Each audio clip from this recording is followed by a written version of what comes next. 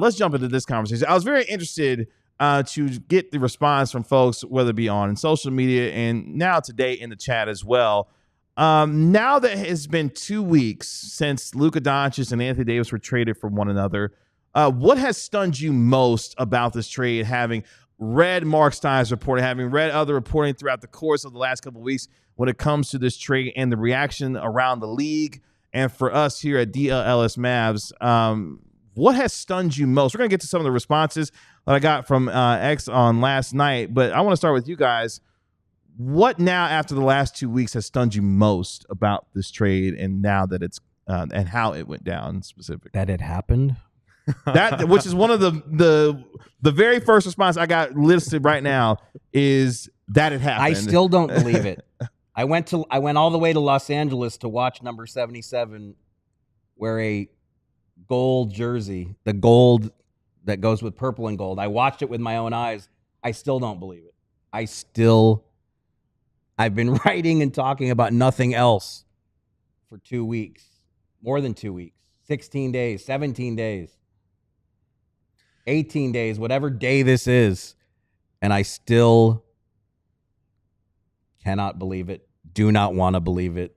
Not sure how long it's going to take. But I mean, look, a week from tonight, the Mavericks are in Los Angeles to play Luka Doncic and the Lakers. Yeah. I mean, I can't even imagine what that is going to be like. I mean, you know, I put it in one of my pieces recently. I mean, even within that Laker organization, some are calling Lakerland Luka land now. I mean, it's you know, he is their universe now. And again, and clearly willing to move heaven and earth to go get him what he wants. Traded in the middle of a season, traded in the middle of the night, traded not even 8 months removed from the finals.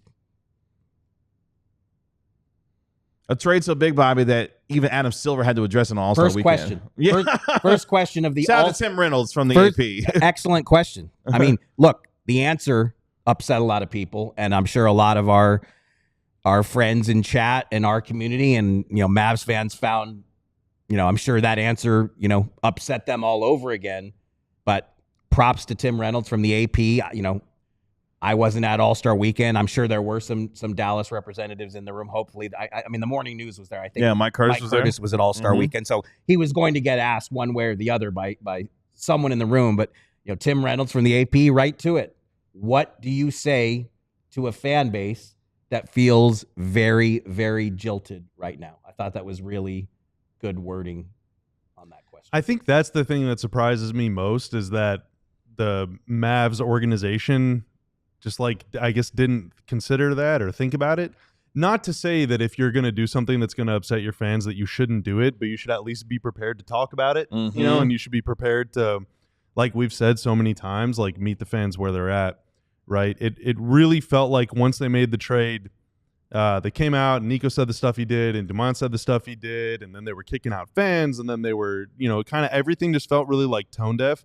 But the reaction was so strong and so powerful and so visceral from the fan base that it almost felt like the org kind of caught itself on its back foot, and, like, instead of kind of bowing down or laying out and letting people do what they needed to do, they fought back. And that was just really bizarre. I mean, but now it feels like, now fast forward 2 weeks, right? After the first couple games and they were removing people, now they're not doing it anymore. After they confiscated shirts and signs for a couple days, now they're not doing it anymore. It seems like now they're realizing, oh, we messed up, which just reeks to me of them just not having a plan in place. Yeah. Not like you have to have, like, you know, riot meetings before you make a trade. Like, that shouldn't be a standard part of the job now moving forward. But, you know, it feels like they're reacting to everything instead of having any idea of how people might feel about it, which really drives home and really reinforces the fact that the owner, the GM, a lot of people within the basketball side of things, a lot of people that are in charge of communication with the company, there are just a lot of aspects of that company that are new, that have not spent a lot of time here, that have not really forged connections with the fan base of the community or anything, which really underscores why so many Mavs fans feel like this isn't our team anymore. This is not my team. These people aren't one of us. You know, and that goes for people that live outside of Dallas, but especially people that live in Texas. Like, I don't really identify as a Texan, even though I've been here my whole life. But one thing that is very true of a lot of Texans, and this is kind of even true of me as someone that doesn't really feel like one of them, we kind of like our people to be kind of us. Yeah. You know? Everyone kind of jokes like, don't California my Texas, or Yankees get out of here, or whatever. But like, people like people that are part of the community here. You know, if you're an outsider, you gotta try and fit in with what we're doing here. Yeah. And then we'll accept you. Everyone will accept you. You're fine. You're one of us now. That was not the case, and that clearly wasn't the case, and it's clearly not going to be the case because, again, when given the chance to at least say something nice about Dirk, the team's owner was like, no, Shaq worked harder than Luka, and I'm not even going to mention Dirk in this interview. So it's just really, everything just feels so out of touch and disconnected, and I think that's the part that still shocks me the most about this. Some of the responses I got on X last night, one from Nick, for example, the fact that the Mavs had already done the hard part or lucky part in landing a generational superstar who led the team to a conference finals by 23 and the NBA finals by 25 and was ahead of schedule, and yet they traded him without the trade haul to appease a few giant egos. I think that's one of the more interesting sentiments out of all this as well, is that not just that the trade went down, but the lack of things that you got back in the trade as well. Yes, you got Anthony Davis back. A lot of folks also responding that they're surprised at how good Max Christie has been so far with the Dallas Mavericks. It's been a pleasant surprise for them. He's been great for Dallas, but at the same time, a lot of folks feeling like if you're going to trade a generational superstar, you had to get more for him, and that's not necessarily the case that happened there. And that's been a lot of the overwhelming sentiment that I got in terms of the response on Twitter and X was like, yeah, you traded Luka, but you didn't really get as much as you could have gotten back for the superstar that you traded for. Yeah, and I totally agree with that. Like, I obviously think Luka's an incredible player. But if I'm gonna try and put myself in the position from the team, right, and the team decides that they want to do this, they want to move on from Luka, or they whatever. Stein, you've described them as just being over him. Like, if you feel that way, hey, you do you, but like, do your best. Yes. You know, and I don't think that anyone, no matter how this ends up, whether the Mavs are right or terribly, terribly wrong, as a lot of fans fear they will be, I don't think you'll ever be able to convince people that they did their best on this. And that, to me, is just really, really sad. Because, like, I am not a world-class, high-level athlete, and I'm not world-class at anything, but I am a really competitive person. You are a world-class director of content. Thank you. Thank you. I was not Mark. fishing for compliments there, Mark. But I appreciate you saying that. But whenever I do something, if I'm trying to compete at it and I'm trying to be good at it, then I want to be really, really effing good at it. Like, I want to be better than you at it. I want to be better than them at it. I want to be the best. And if I ever put out something that I know isn't my best, I'm kind of embarrassed, you know? Yeah. And I don't think anyone, truth serum, lie detector test, whatever, I don't think anyone would admit that this was the best they could do. And that's just really hard to stomach. Yeah, and I think a lot of that is the sentiment for a lot of fans who looked at this trade, and obviously the relationship between Rob Pelinka and Nico Harrison. You can go back and chronicle how deep their ties are together, with the through line being the late Kobe Bryant, of course. But I think for me, the part that has stunned me the most about this trade is, and you started to touch on it, Bobby, the reactionary nature to it. So many individuals who have gone on record saying that we didn't think that the reactions to this trade would be as visceral as it has been, which really is kind of disappointing when you think about the connection that the fans had to this particular player and what I like to call the social contract that they had that was ripped up by this organization without warning in the middle of the night, and its generational superstar. It's very difficult in sports to get a natural bridge from one superstar to the next and then have that superstar that came after the first one to be better than the previous superstar. And that's exactly what the Mavericks had. And not only that, they had a natural bridge where they played a year together to be able to have that connection even furthered. And we thought after the 21 years that you got from Dirk Nowitzki, that we were on our way to maybe another 15 years with Luka Doncic, and to have that ripped away in the matter of moments, it felt like, even though it's been 2 years in the matter of 2 weeks at this point, that to me is what has stunned me the most, is that it is very difficult to have a situation play out as well as it did, and next thing you know, by its own accord, decide they didn't want to be in the business of Luka Doncic anymore. But even if they're going to do it, just be prepared to handle it. Like restaurants are more ready to handle when they remove an item from the menu than the Mavs were when they traded Luka. Like it's just unbelievable. Yeah. You know, like I truly cannot comprehend how ill-equipped they were to handle this, Mark.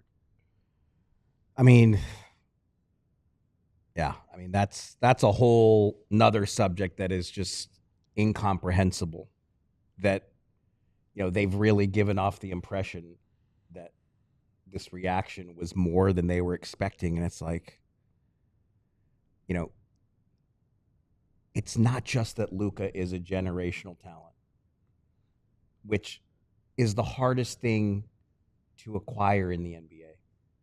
Like, that's why the Lakers are so giddy, because they've just done the hardest part.